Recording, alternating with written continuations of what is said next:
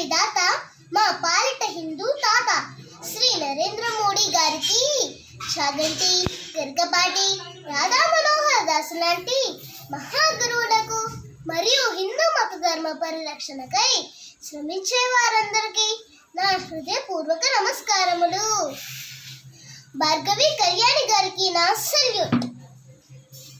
పాదాయ ప్రతిబోధితాం భగవతా నారాయణేన స్వయం వ్యాసేన గ్రథితాం పురాణమునినా మధ్యే మహాభారతం అద్వైతామృతవర్షిణీం భగవతీం అష్టాదశాధ్యాయినీం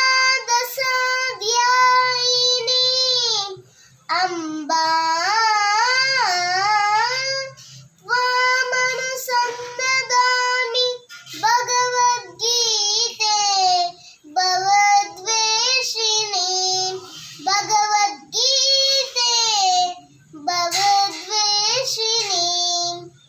భగవద్గీత మహాభారతం యొక్క సమగ్ర సారాంశము.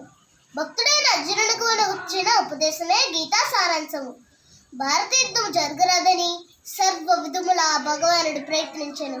కానీ ఆ మహానుభావుని ప్రయత్నములు వ్యర్థములాయను. అటు పిమ్మటి శ్రీకృష్ణుడు పాదనకు సారథి అయిన రథము యుద్ధరంగమున అర్జునుడి కోరిక మేరకు రథముండ నిండిపెను. అర్జునుడు ఉభయ సైన్యములలో గల తండ్రులను, గురువులను, మేనమామలను, సోదరులను, మనుమలను, మిత్రులను చూచి హృదయం ద్రవించి